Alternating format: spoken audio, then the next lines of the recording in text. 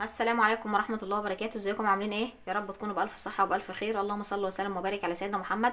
ان شاء الله النهاردة هنعمل مع بعض عيش البكاكين او عيش الكماج الفلاحي بطريقة سهلة وبسيطة، وان شاء الله مكونات تكون متوفرة عندنا في البيت.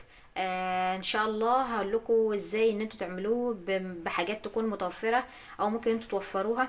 يعني يكون اللبن عندك راب منك او حاجة اهوت لبن رايب، ممكن تحط زبادي، بس يفضل لبن رايب. دوت اهوت نص كيلو، غليته لقيته راب فحطيته اهوت عشان اعمل بيه. دوت معايا كيلو دقيق اهو، نخلته كويس جدا. يعني الكيلو الدقيق عليه نص كيلو من اللبن الرايب، ويفضل لبن رايب مش لبن حليب او ميه، عشان يبقى العيش بتاعك كده غني، وكمان بيديله بيبقى طري جدا كمان وتحس ان هو كده قريب من القرص الفلاحي بتاعتنا. اهو نص كيلو. عليهم هنا الدقيق بتاعنا عليه رشة ملح، وعليه معلقة صغيرة من البيكنج باودر، وهنا نص كوباية من الزيت على زبدة، او ممكن زيت على سمنة، او ممكن سمنة خالص المتوفر عندك. هنا انا عملت خليط من الزيت والزبدة اهو، بس يكون سخنة. اهم حاجة تكوني لسه مسخناها عشان ما تبقاش باردة معاكي يعني زيادة عن اللزوم. معايا 3 معالق اهوت من اللبن بودر، ممكن تستغنى عنهم برضو لو مش متوفر عندك، لو متوفر يكون افضل.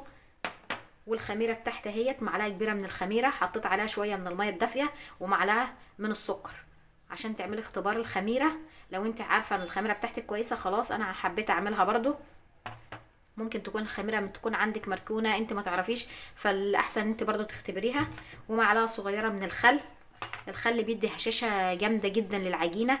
يعني لو انت في الصيف وممكن تستغني عن الخل ما تحطوش عشان الجو بيبقى حر فما بتحتاجش خل، انما في جو الشتاء يفضل ان انت تحط خل، بيخلي العجينة هشة وطرية. وفي نفس الوقت كمان لو ما عندكيش، لو في اي وصفة وما عندكيش حليب او ما عندكيش لبن رايب، دي بتقوم بنفس الوظيفة، بتفتح العجينة بتاعتنا معانا. نبدأ بقى مع بعض بتاع اهوت. تكوني نخلاه كويس وحاطة عليه رشة الملح والمعلقة الصغيرة من خميرة الحلويات او البيكنج باودر، ونقلبهم كده الاول، ونحط عليهم اللبن البودر اهو، مكونات الجافه كلها. طبق بوله واسعه كده عشان نعرف نقلبهم كويس. يعني تقلبي كل المكونات الجافه كده الاول على بعض،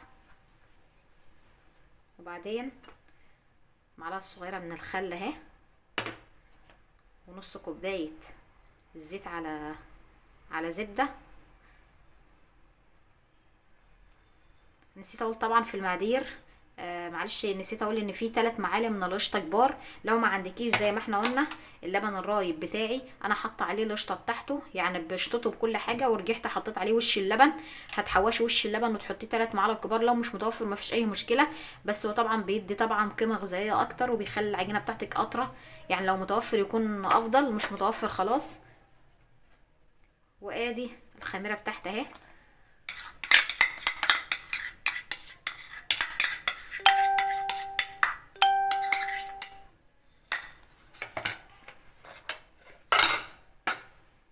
نبدا بقى نعجن الحاجات دي الاول كده مع بعض، نلمها كده الاول، وننزل بقى واحده بواحده باللبن الرايب بتاعي. زي ما احنا قلنا دوت اللبن الرايب وعلى القشطه بتاعته وكل حاجه. اكتر من نص كيلو، هو المفروض بياخد نص كيلو، انا حط هنا اكتر من نص. وعلى حسب العجينه بتاعتي ما بتاخده، على حسب نوع الدقيق. زي ما قلنا دي كيلو.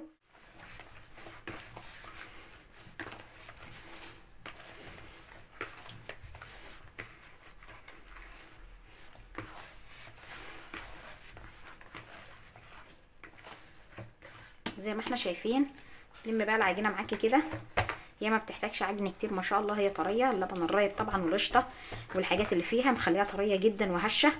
نغطيها بقى لمده ساعه. لو احنا في الصيف هتخمر معاكي بسرعه، لو احنا في الشتاء ممكن تولعي الفرن بس دقيقتين كده لحد ما يسخن وتطفيه، وبعد كده تغطي على العجينه بتاعتك وتحطيها بفوطه، يعني تلفيها كويس بفوطه وتحطها في الفرن، مش تاخد معاكي وقت خالص.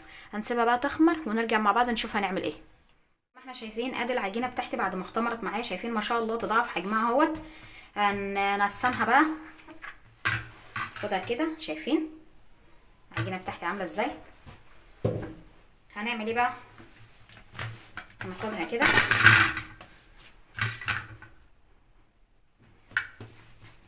ونحاول ايه نقطعها كده لكور متساويه. نجيب صينيه نرش رشه برده من الدقيق عشان ما تلزقش عليها.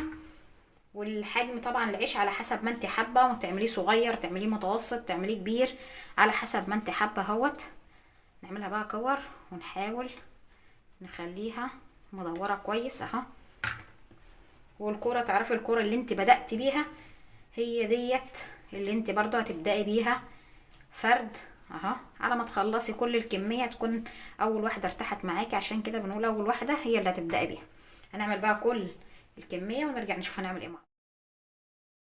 هنبدأ بقى اول واحده بدأنا بها اهيت. نبدأ نفرد نرش رشه من الدقيق كده. نبدأ نفرد بقى العيش بتاعنا. العيش بسمك نص سنتي عشان ما يبقاش ولا تخين ولا رفيع اهو. وفي صينيه كده مرشوشه برشه من الدقيق تحطي عليها، او ممكن اقولك على فكره عشان تسهل عليكي اهو نص سنتي اهو زي ما احنا شايفين. هنجيب صينيه ونحط فيها مناديل مطبخ اهيت، ونحط كل واحده على منديل المطبخ بحيث ان هي خمرانه تيجي تشيليها تتشال معاكي تقلبيها بكل سهوله، ما تضيعيش الخمر بتاعها وما تلزقش منك وتبقى سهله وسريعه معاكي. نبدا بقى هفرد بقى كل الكميه وزي ما قلنا اهيت على الصينيه. هبدا بقى احط على صينيه كده ايه وافرد كل العجين بتاعي. هخلص كل الكميه وارجع اوريكم هنعمل ايه مع بعض، وهنسوي ازاي والطريقه الصح في تسويه العيش بتاعي عشان يطلع منفوخ ومفتوح من النص. زي ما احنا شايفين ادي العيش بتاعي. طبعا بنسيبه شويه كده لحد ما يبدا يختمر تاني، والفرن بتاعي شغال على درجه حراره 200. ولو عندك الشوايه شغاله ممكن تشغلي من تحت ومن فوق، ما بياخدش اكتر من 5 دقايق يعتبر، هتاخدي بالك منه على طول، ما بياخدش اي تسويه. هنا بقى النقطه المهمه اللي احنا لازم نتكلم عنها، ان التسويه بتاعتك لازم الصينيه بتاعتك تحطيها في الفرن تسخن كويس جدا وتطلعيها تحطي فيها العيش.